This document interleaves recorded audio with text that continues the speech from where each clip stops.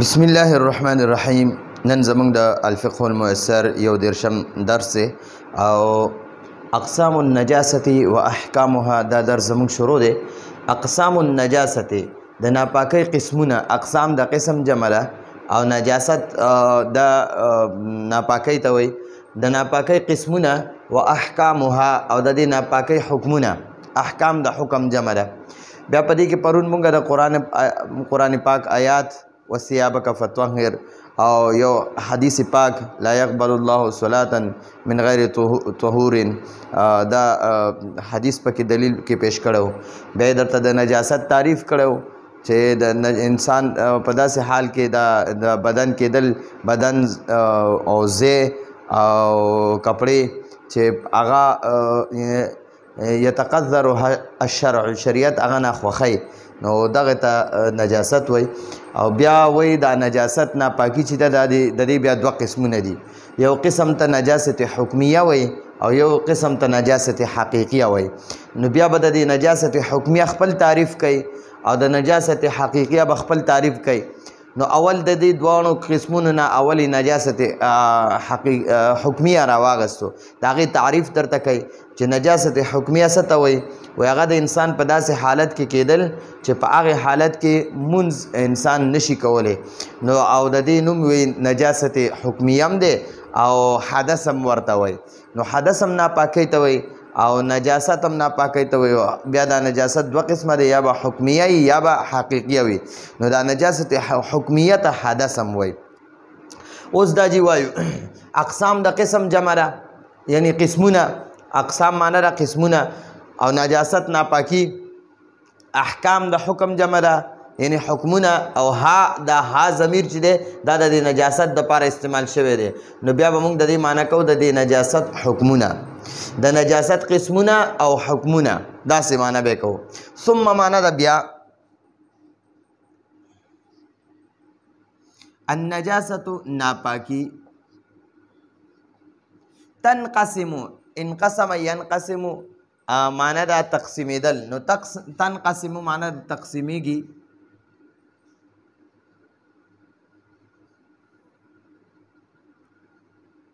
تقسیمیږي الا معنی ده، الا معنی بدلته کو باندې، او قسمین دما قسمین لیکل، قسمین، قسمین قسم یو ته وایي او قسمانی یا قسمین دا دوه ته وایي. نو قسمین معنی دوه قسمه، دوه قسمه. بیا وی ثم النجاست، بیا ناپاکی تنقسم الى قسمین، په دوو قسمونو تقسیمیږي، په دوو قسمونو باندې تقسیمیږي. نجاست حکمیت، نجاست ناپاکی، او حکمیت معنی ده حکمی چې حکم لګولی شي د ناپاکی، او نجاست معنی ده ناپاکی، او حقیقیت معنی چې په حقیقت کې ناپاک وي. نو اول بته اوس د نجاست حکمیت، د نجاست حکمیه تعریف اول کوي چې نجاست حکمیه څه ته وایي. نو دلته وایي نجاست ناپاکی حکمیه، حکمی، هي معنی ده، هي معنی ده دغه نجاست، دا نجاست حکمیه هغه کون معنی ده کېدل. اردو کې وایي ہونا. الانسان، انسان، بحال په داسې حال کې، په داسې حال، لا تجوز، لا معنی ده نه، تجوز معنی جائز کیږي،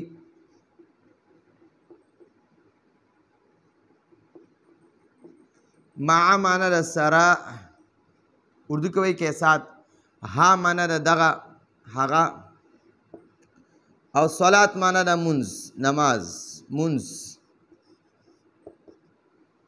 خجی اوس تا ته وایي جی نجاست الحکمیه راته وایي، د دې تعریف درته کوي. هي کون الانسان، هغه د انسان کېدل دي، بحال په داسې حال کې، د انسان په داسې حال کې کېدل دي لا تجوز چې نه جایز کیږي معها په دغه حالت سره الصلاة منځ. لکه انسان په داسې حالت کې شي چې دا انسان په داسې حالت کې وي چې په هغه حالت کې منځ نه کیږي، نو دې ته نجاست حکمیه وایي. اوس نجاست حکمیه څه ته وایي؟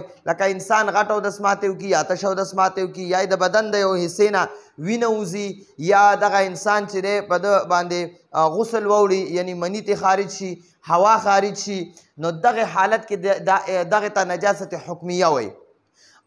نو دا نجاست حکمیه چې کوم دی لکه مثلا غټ اودس ماتی یا ورکوټې اودس ماتی یا هسې هوا خارج شي یا د بدن د یوې حصې نه وینه وځي، نو دغه چې دي دغه صرف مخ لاس خپې او د سر مسې سره دا پاکي راشي.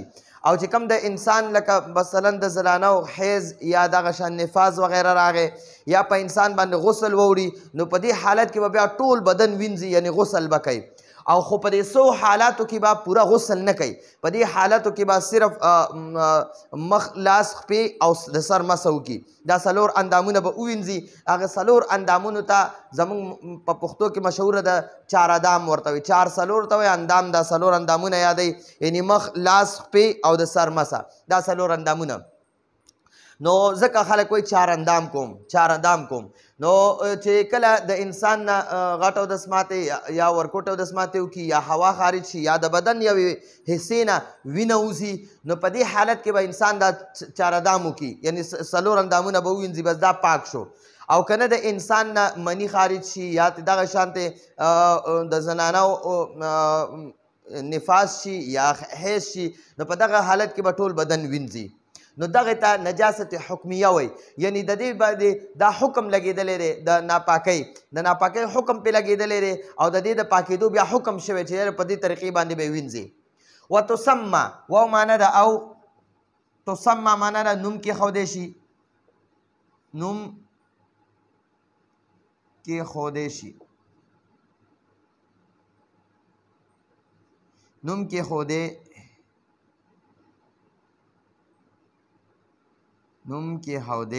شي. النجاست ناپاکی حکمی. حدثن مانم د ناپاکی، حدثن کذالک مانا د دغه شان.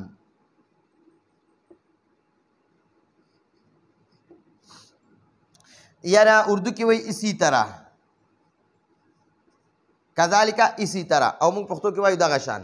نو جی بیا وایي وتسمى دا چې کوم بره خبره وکړه هي کون الانسان بحال، انسان په داسې حالت کې وي لا تجوز معها الصلاة چې دغه حالت سره منځ نه جایز کیږي، دغه نجاست الحکمیه دغه ته وایي.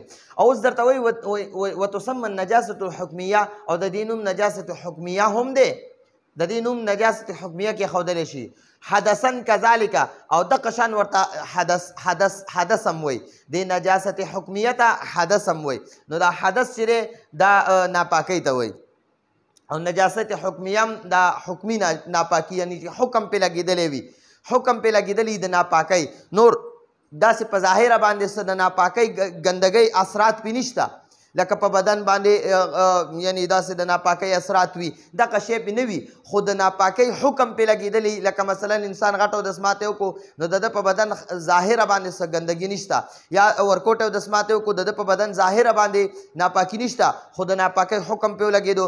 دغه شان انسان نه هوا خارجه شوه، نو هوا د انسان په بدن پسې نښتې نه ده چې یاره په انسان په بدن پسې ښکاري، یا دغه شان د انسان نه وینه بدن نه وځي، نو دغه ته نجاست حکمیه ځکه وایي چې شریعت په دې د ناپاکۍ حکم لګولی دی، ځکه ورته نجاست حکمیه وایي. او د دغې نه د پاکېدو طریقې بیا ښودلې ده چې انسان دا څلور اندامونه ووینځي، بس دا انسان پاک شو. او بل بیا نجاست حقیقیه راځي، نو د هغې بیا خپل درس کې به انشاءالله د هغې پوره تعریف هم کیږي، او د هغې نه د پاکۍ حاصلولو طریقه به هم انشاءالله زده کوو. نو دا زموږ د نن ورځې درس و، راتلونکي درس پورې اجازت غواړو. هذا هو المرام والله اعلم بحقیقت الکلام.